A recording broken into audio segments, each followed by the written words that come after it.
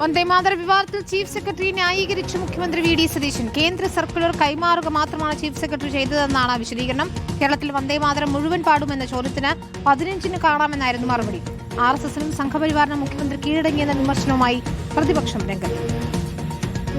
മന്ത്രിസഭാ യോഗത്തിന് ശേഷം നടത്തിയ വാർത്താ സമ്മേളനത്തിലാണ് വന്ദേമാതര ആലാപനവുമായി ബന്ധപ്പെട്ട മുഖ്യമന്ത്രിയുടെ പ്രതികരണം. കേന്ദ്രത്തിന്റെ സർക്കുലർ കൈമാറുക മാത്രമാണ് ചീഫ് സെക്രട്ടറി ചെയ്തത്.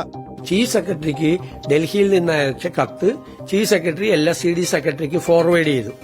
അത്രയല്ല, ഫോർവേഡ് ചെയ്തു. ചീഫ് സെക്രട്ടറിയുടെ ജോലിയാണത്. ഫോർവേഡ് ചെയ്തു. സ്റ്റേറ്റ് ഗവൺമെന്റ് എന്നായല്ലോ പറഞ്ഞിരിക്കുന്നത്. ഇക്കാര്യത്തിൽ സംസ്ഥാനത്തിന്റെ നിലപാടെന്തെന്ന ചോദ്യത്തിന് മുഖ്യമന്ത്രിയുടെ മറുപടി ഇങ്ങനെ: സ്വാതന്ത്ര്യദിനവുമായിട്ട് ബന്ധപ്പെട്ട കാര്യങ്ങൾ സർക്കാരാണ് തീരുമാനിക്കുന്നത്. സർക്കാരിന് അതിൻ്റെ അകത്തൊരു കൃത്യമായ നയമുണ്ട്. UDFന് അത് സംബന്ധിച്ച ഒരു കൃത്യമായ നയമുണ്ട്. വന്ദേമാതര ആലാപനവുമായി ബന്ധപ്പെട്ട് മുഖ്യമന്ത്രി ജനങ്ങളെ തെറ്റിദ്ധരിപ്പിക്കുന്നുവെന്ന ആരോപണവുമായി പ്രതിപക്ഷം ഇന്നും രംഗത്തെത്തി. വന്ദേമാതരം മുഴുവനായി ആലപിക്കണമെന്ന് കേന്ദ്ര നിയമത്തിൽ പറയുന്നില്ലെന്ന് CPIM സംസ്ഥാന സെക്രട്ടറി MV ഗോവിന്ദൻ ചൂണ്ടിക്കാട്ടി.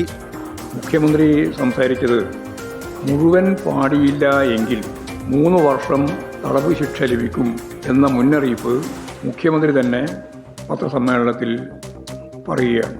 എന്നാൽ നിയമത്തിൽ അങ്ങനെ പറയുന്നില്ല എന്ന കാര്യവും എല്ലാവർക്കും അറിയാം. News desk reporter.